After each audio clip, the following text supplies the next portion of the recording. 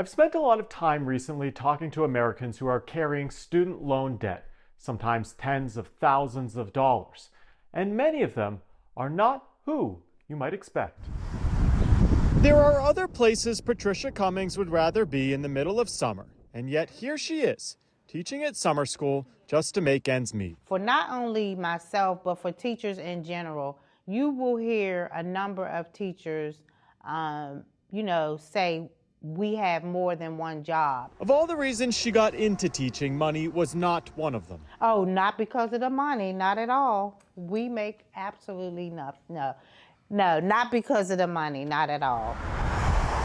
Cummings is a special education teacher outside of Baltimore. She is 60 years old and has $180,000 in student loan debt from her doctoral program. It's awful. Like, you shouldn't have to decide whether you should pay a student loan or if you should keep a roof over your head. At the moment, Cummings' federal student loans are on hold, but that will change at the end of August after President Biden agreed to restart payments during debt ceiling negotiations.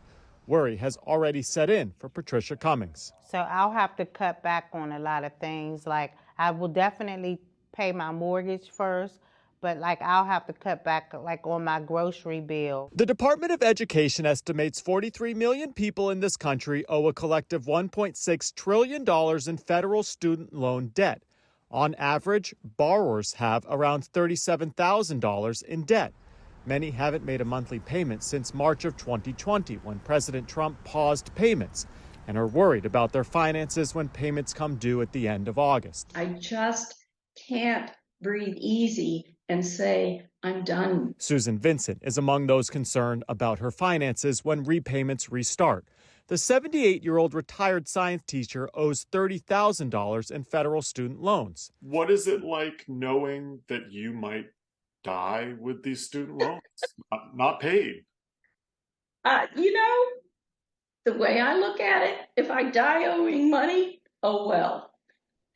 I mean, I like to pay my bills, but this is not fair. Vincent owes so much money that she's come out of retirement this summer to substitute teach in New York City, just to make enough money to get by when her payments begin again. What is so unfair about it is that I did, in fact, do my civic duty and teach in a high need area, and I'm still tutoring and substituting. And there ought to be some loan forgiveness for that. Vincent told me she's still upset about the Supreme Court's ruling that overturned President Biden's efforts to forgive some student loan debt, a case brought by Republican states which argued the forgiveness was outside of his powers. Opponents to waiving the debt say it's too expensive and unfair to people who have paid off education loans or never received them.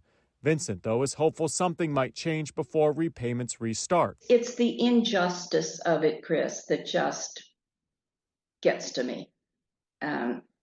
People in my income bracket are struggling to put food on the table. I'm not saying that they have to forgive the entire loan, but I do think that they should take into consideration each individual's situation. For now, teachers like Patricia Cummings will keep working extra hours and extra jobs, all in hopes of keeping up with their student loan payments.